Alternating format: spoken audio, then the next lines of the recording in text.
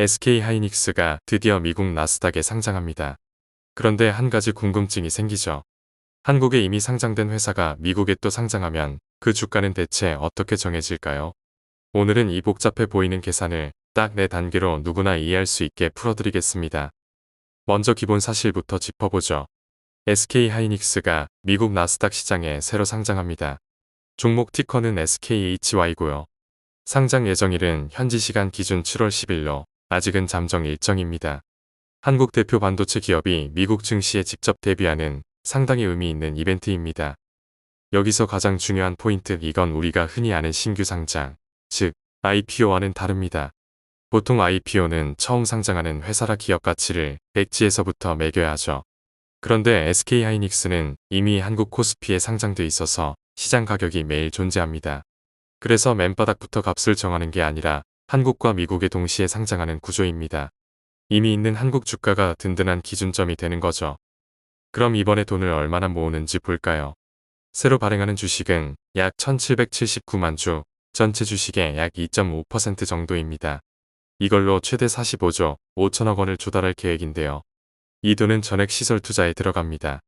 용인 반도체 클러스터, 청주 패키징 공장, 그리고 첨단 노광 장비에 쓰여서 특히 HBM 같은 고부가 메모리 생산 능력을 키우는 데 집중됩니다. 이제 본격적으로 주가를 어떻게 매기는지 1단계입니다. 미국에서 거래되는 이 증서는 그 자체로 새로운 가치가 아니라 한국에 있는 원래 주식에서 파생된 겁니다. 그러니 본질 가치는 한국 주가에 묶여 있죠. 그래서 모든 계산의 첫 출발점은 한국 코스피에서 매일 거래되는 원래 주식, 이른바 원주의 시세가 됩니다. 2단계, 비율 문제입니다. 한국 원주는 한 주에 무려 255만 원대로 굉장히 비쌉니다. 이 가격 그대로 미국에 가져가면 한 주가 수천 달러라 거래가 불편하겠죠. 그래서 한 주를 여러 조각으로 쪼갭니다. 미국 투자자들이 사고 팔기 편한 수십 달러 수준이 되도록요. 원주 한 주가 미국 증서 몇 주에 해당하는지, 이 교환 비율이 사실 가장 중요한 변수입니다. 그 다음은 환율입니다. 한국 주가를 방금 정한 교환 비율로 나누고 다시 원달러 환율로 나누면 비로소 달러로 표시된 가격, 즉 1원가가 나옵니다. 그런데 이 교환 비율이 공식 발표되기 전까지는 정확한 한 점이 아니라 대략적인 범위, 밴드로만 존재합니다. 비율이 확정돼야 1원가도 딱 고정되는 거죠. 3단계, 실제 공모가는 언제 정해질까요? 최종 가격은 전 세계 기관 투자자들을 상대로 수요를 미리 받아보는 과정, 수요 예측을 거쳐 상장 바로 하루 전에 확정됩니다. 보통은 상장 직전 한국 종가보다 3%에서 7% 정도 할인된 가격대로 시작하는데요. 이 할인은 새로 들어오는 투자자에게 매력을 주기 위한 일종의 당근입니다. 자, 이제 오늘의 진짜 핵심입니다. 미국 상장의 본질적인 목적은 바로 기업 가치를 다시 매기는 것, 재평가입니다. 그동안 SK하이닉스는 두 가지 꼬리표를 달고 있었어요. 하나는 한국 기업이라 받는 코리아 디스카운트, 또 하나는 사이클을 타는 메모리 산업이라 받는 디스카운트. 그런데 미국에서 경쟁사 마이크론과 같은 무대에서 나란히 비교되기 시작하면 이 저평가의 벽이 허물어질 수 있다는 게 이번 상장의 가장 큰 기대입니다. 정말 저평가였는지 숫자로 보죠. 요즘 가장 뜨거운 AI 메모리, HBM 시장에서 SK하이닉스는 점유율 58%로 압도적 1위입니다. 경쟁사 마이크론은 21%에 그치고요. 기술력과 시장 지배력은 SK하이닉스가 분명히 앞서는데 정작 주식 시장에서는 더 싸게 거래되어 왔다는 게 핵심 모순입니다. 구체적으로 얼마나 차이가 났을까요?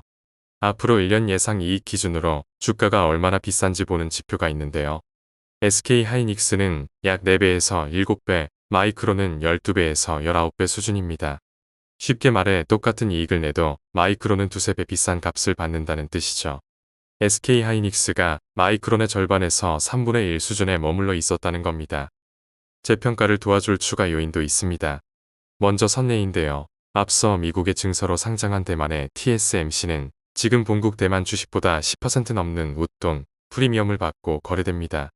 우량한 외국 기업이 미국에 상장하면 본국보다 비싸지는 경향이 있다는 거죠. 또 하나는 수급입니다. 나스닥이나 필라델피아 반도체 지수 같은 주요 지수에 편입되면 그 지수를 따라 사는 글로벌 펀드들의 자금이 자동으로 들어옵니다. 다만 지수 편입에는 상장 후 6개월의 거래 이력과 일정 수준 이상의 거래량 같은 조건을 먼저 채워야 합니다. 좋은 점만 있는 건 아닙니다. 4단계, 반드시 빼줘야 할 게 있어요. 새 주식을 약 2.5%더 찍어내면 기존 주주가 가진 한 주의 가치는 그만큼 묽어집니다. 이걸 희석이라고 하죠. 그래서 가치를 계산할 때는 반드시 희석을 반영한 주식수를 써야 합니다. 다만 SK하이닉스는 올해 초 자사주를 약 2.1% 소각해서 이 희석 효과를 상당 부분 미리 상쇄해뒀습니다. 그럼 시장은 얼마를 기대하고 있을까요? 증권가와 운용업계의 추정을 시나리오로 정리하면 이렇습니다. 보수적으로 보면 기대가 이미 주가에 반영돼 상승폭이 제한적일 수 있고요.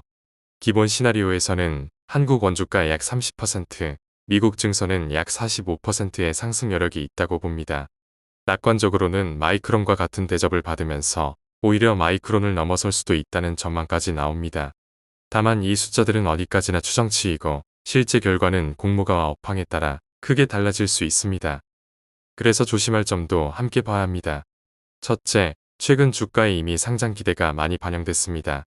막상 뚜껑을 열었을 때 공모가나 규모가 실망스러우면 좋은 뉴스에 오히려 파는 셀더 뉴스 조정이 올 수 있어요.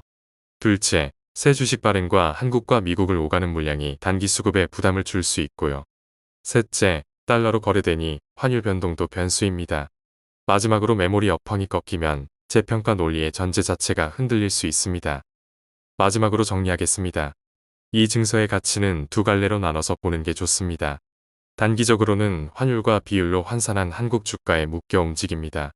한국 가격과 벌어지면 차익 거래로 다시 좁혀지죠. 반면 중장기적으로는 미국 시장이 마이크론과 비교해 얼마만큼의 프리미엄을 얹어주느냐가 진짜 관건입니다. 상장 효과의 실체가 바로 여기에 있습니다. 결국 시장이 SK하이닉스에 얼마의 프리미엄을 주느냐, 그것이 이번 상장의 본질입니다. 확정된 교환 비율과 수요 예측 결과가 발표되면 이론가가 고정되고 그 위에서 최종 가치가 결정될 겁니다.